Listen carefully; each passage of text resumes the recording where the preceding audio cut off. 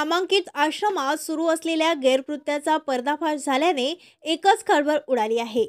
या आश्रमाची काळी बाजू समोर येताच तिथे शिकवणाऱ्या 17 विद्यार्थिनींनी होणाऱ्या गलिच्छ प्रकाराचे गुपित पोलिसांसमोर उघड केले। यानंतर हा आश्रम चालवणारा स्वामी चैतन्यानंद तात्काळ तिथून फरार झाला आहे।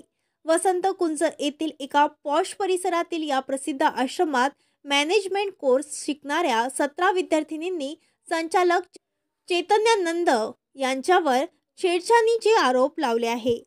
श्री शृंगेरी मठ आणि त्यांच्या मालमत्तांचे प्रशासक पी.ए. मुरली यांच्या तक्रारीवरून स्वामी चैतन्यानंद सरस्वती उर्फ पार्थ सारथी यांच्याविरुद्ध भारतीय न्याय संहिताच्या BNS अनेक कलमांनुसार लैंगिक छळाचा गुन्हा दाखल करण्यात आला आहे।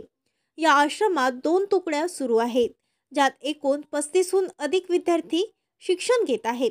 त्यापैकी 17 विद्यार्थिनींनी पोलिसांना दिलेल्या जबाबात आश्रम संचालक चैतन्यानंद सरस्वतीने त्यांच्यासोबत छेडछाड केल्याचे सांगितले आहे।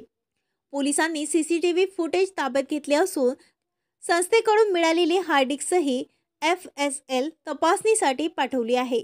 त्याचबरोबर 16 पीडित विद्यार्थिनीचे जबाब न्यायालयात पटियाला हाऊस कोर्ट नोंदवण्यात आले आहे।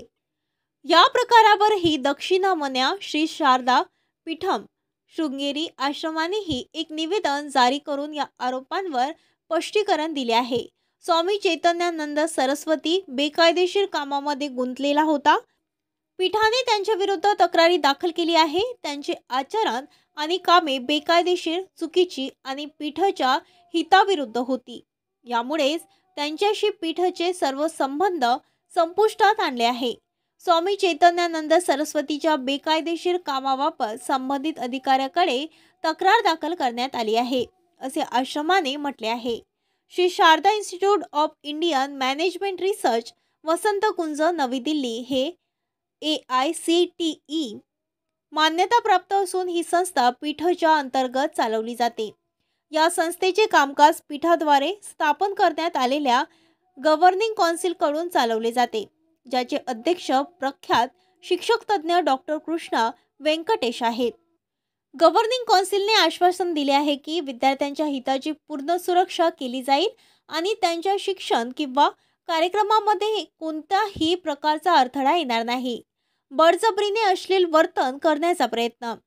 दिनांक 4 ऑगस्ट 2025 रोजी पोलिसांना दिलेल्या तक्रारीत असा आरोप आहे की स्वामी चैतन्यानंदने EWS शिष्यवृत्तीवर पोस्ट ग्रॅज्युएट डिप्लोमा कोर्स करत असलेल्या विद्यार्थ्यांसोबत अश्लील वर्तन केले।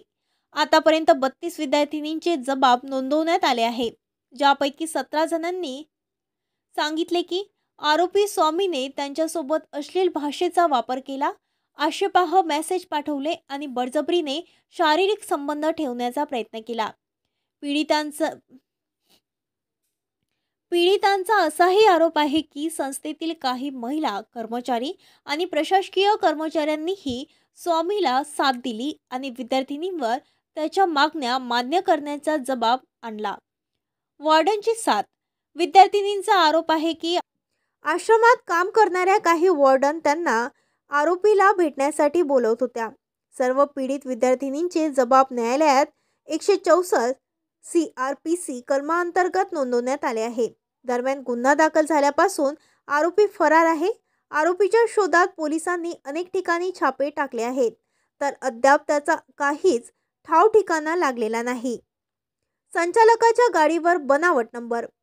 पोलीस तपासामध्ये असेही समोर आले की आरोपी आपल्या महागड्या होल्लो गाडीवर दूतावास किंवा संयुक्त राष्ट्र UN ची बनावट नंबर प्लेट लावून फिरत होता।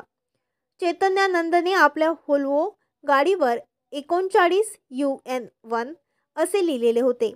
पोलिसांनी या नंबरची चौकशी करून संयुक्त राष्ट्राकडून UN अहवाल मागवला, तेव्हा असा कोणताही नंबर जारी केला नसल्याचे समोर आले। आरोपीने स्वतःच गाडीवर हा बनावट नंबर लिहिला होता। सध्या पोलिसांनी ही गाडी जप्त केली असून आरोपीपर्यंत पोहोचण्याचा प्रयत्न करीत आहे। महाराष्ट्र न्यूज लाईव्ह मुंबईसाठी कविता चौधरीसह कॅमेरामॅन अमर राठोड, दिल्ली।